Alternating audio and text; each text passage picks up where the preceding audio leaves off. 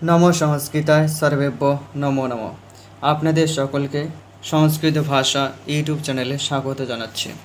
আজকে আমাদের পাঠ্যের বিষয় হলো ওয়েস্ট বেঙ্গল বোর্ডের সপ্তম শ্রেণীর সংস্কৃত বিধির প্রথম ভাগের চতুর্দশ অধ্যায় রামায়ণ কথা।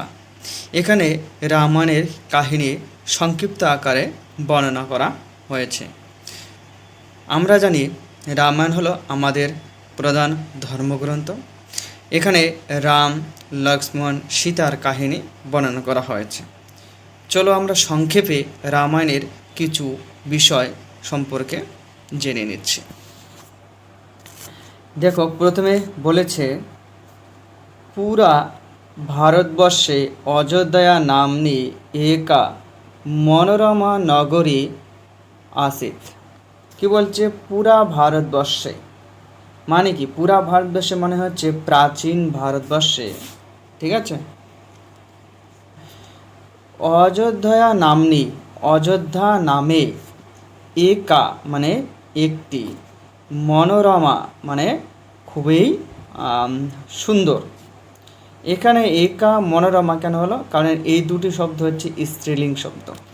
নগরী আসিত অর্থাৎ প্রাচীন ভারতবর্ষে অযোধ্যা নামে একটি মনোরম এবং সুন্দর নগরী ছিল। পাস্ট টেন্স হবে, আসিত ছিল, আসিত হলে পাস্ট টেন্স। তদা দশরথ নাম ধার্মিক নৃপতি আসিত। একই রকমভাবে পাস্ট টেন্স হয়ে গেছে, সেটাই তাহলে যে তদা অর্থাৎ তদা বলতে অযোধ্যা নগরে দশরথ নাম, দশরথ নামে, ধার্মিক মানে ধর্মবান, নৃপতি মানে রাজা আসিত। তাহলে কি? সেই অযোধ্যা নগরেতে দশরথ নামে একজন ধার্মিক রাজা ছিলেন, ঠিক আছে। দেখো, তারপর বলছে তস্য তিস্র ভার্যা আসন। তস্য বলতে কার কথা বলা যাচ্ছে? তস্য বলতে এই দশরথের কথা বলা যাচ্ছে। তিস্র মানে কি? তিন, ভার্যা মানে হচ্ছে স্ত্রী, আসন মানে ছিল। তাহলে তার তিনজন পত্নী ছিল। তাসাম নামানি কৌশল্যা, কৈকেয়ী, সুমিত্রা চেতি। তাসাম, তাসাম বলতে কাকে বলা হয়েছে? এই দশরথের যে তিনজন স্ত্রী তাদের কথা বলা হয়েছে। তাসাম নামানি অর্থাৎ তাদের নামগুলি হলো কি কি? কৌশল্যা, কৈকেয়ী আর সুমিত্রা। তারপর দেখো রামঃ লক্ষ্মণ ভরতঃ শত্রুঘ্ন ইতি চত্বর পুত্রাচ্ছ আসন। একই রকমভাবে রাম, লক্ষ্মণ, ভরত, শত্রুঘ্ন এই চারজন তার কি পুত্র ছিল। কার ছিল? দশরথ নামে যে রাজা, সে রাজার চারজন পুত্র ছিল, রাম, লক্ষ্মণ, ভরত আর হচ্ছে শত্রুঘ্ন। তারপরে রাম তেষাম জ্যেষ্ঠ। রাম, রামকে, রাম হচ্ছে দশরথ যে রাজা অযোধ্যার, তার হচ্ছে জ্যেষ্ঠ পুত্র আসিত। রাম তেষাম জ্যেষ্ঠ অর্থাৎ রাম, তেষাম বলতে কাদের? এই যে এদের লক্ষ্মণ, ভরত, শত্রুঘ্ন এদের থেকে কি জ্যেষ্ঠ মানে বড়। বাল্যাদেবতে ধনুর্বিদ্যাম অতীব নিপুণনা আসন। কি বলছে? বাল্যাদেব অর্থাৎ বাল্যকাল থেকে, তে মানে কারা?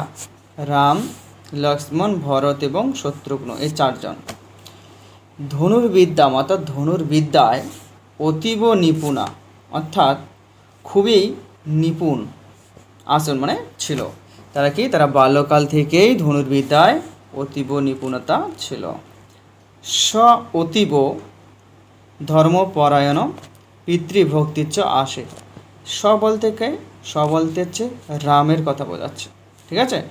স অতীব মানে খুবই, ধর্মপরায়ণ অর্থাৎ রাম কি ছিল? ধর্মপরায়ণ ছিল। পিতৃভক্ত অর্থাৎ পিতৃভক্তি তার মধ্যে প্রবল ছিল, আসিত মানে ছিল। তাহলে রাম ধর্মপরায়ণ এবং পিতৃভক্ত ছিলেন। পিতৃশর্ত পালনার্থম রাম লক্ষ্মণেন সীতায়া চ সহ বনম অগচ্ছত। কি বলছে? পিতৃশর্ত পালনায়, অর্থাৎ পিতা যে কৈকেয়ী, মাতা যে কৈকেয়ী, সে কৈকেয়ীকে কথা দিয়েছিল, ঠিক আছে, কথা বর দিয়েছিল। তার মধ্যে একটি বর ছিল রামের 14 বছর বনবাস। তো এই বনবাসে এতে পিতৃসত্য পালনায়, অর্থাৎ পিতার আদেশ বা পিতার হচ্ছে বচন পালন করার জন্য রাম কী করেছিল? লক্ষ্মণ এবং সীতার সঙ্গে বনবাসে গিয়েছিল। তারপরে পঞ্চবটী নাম অরণ্যে বসবাসকালে লঙ্কাধিপতি রাবণ ছলনেন সীতায়াম অপহরত। কি বলছে?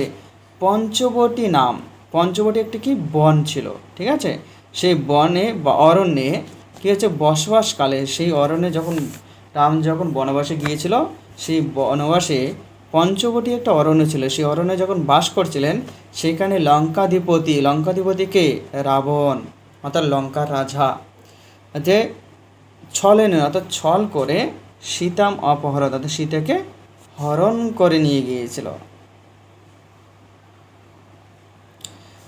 তারপরে দেখো, রাম ভক্ত মহাবীর হনুমান সীতা মাতু অনুসন্ধানম কৃত্বা রামচন্দ্রস্য সমীপে নিবেদয়াসাম।